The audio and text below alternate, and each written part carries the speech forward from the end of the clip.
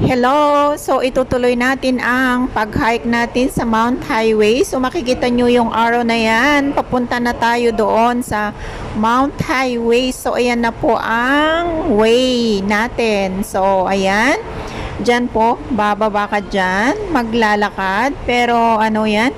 Medyo malayo pa ang lalakarin natin. Tapos ang dito, ang madadaanan mo is siya, flat, walang stairs dito, walang step.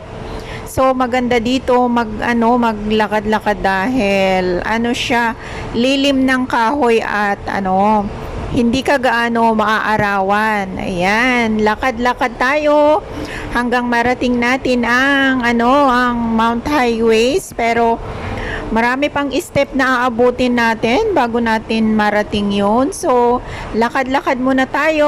Samahan nyo uli kami. But if I lay down and I play dead and I stay dead, maybe you'll get sick of being the monster out of my head, under my bed. Think you're something out of my nightmares, standing right there. But if I lay down and I play dead and I stay dead, then will you get bored of killing me? Silhouettes of you are like a taunt. Never really know just what you want. With you I don't ever feel calm. I can feel the sweat inside my... Na ang ang onni ninyo, ayan, nagpick muna siya. So, ayan, nag-explore na siya dyan sa may kahoy-kahoy, ayan. Nag-ikot lang ako dyan sandali. Nag-ikot lang. Tiningnan ko kung anong meron dyan. So, ayan po, anong ginagawa mo dyan? Nag-iikot ka dyan sa may mga kahoy-kahoy. Ayan, nag-explore lang sandali. Nag-explore lang sandali. So, ayan, itutuloy natin ang paglalakad hanggang marating natin ang turning point. So, ayan, malapit na tayo sa may turning point. So, ayan na po. Ayan, lakad-lakad pa ng konti. So, ayan na.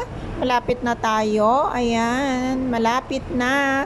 So, ayan na ang turning point. Ayan, malapit na siya. Oh, so, ayan na. Ayan. So, andito na tayo sa may sa may turning point ng papunta ng ng Mount Highway. So, ayan, makita nyo yung bundok na yon. Doon tayo pupunta. Aakyatin natin yon. Ayan. Pero, foggy lang ang weather ngayon. Sayang, hindi maganda ang view. Ayan po ang turning point niya. So, ayan po ang ang steps papunta doon, more on dito, more on steps, paakyat kasi yan, kaya puro steps lang. So habang habang papaakyat, makikita ang magandang view. Kaya lang nung nagpunta kasi kami is foggy, tapos windy, kaya hindi ko maipakita sa inyo ang napakagandang view niya sa baba. Sayang nga eh. Pero nako, hindi ko na mauulit magpunta dyan kasi nga ang daanan puro marami ang steps. So ayan po, paakyat na, pero okay lang naman dahil hindi ka masyadong papawisan pag umakyat ka dyan. Pero mas ko sa'yo, pag nagpunta kayo dito, mas maganda pag pag sunny weather para kitang-kita ang view sa baba. So itutuloy natin ang pag-akyat natin. Ayan.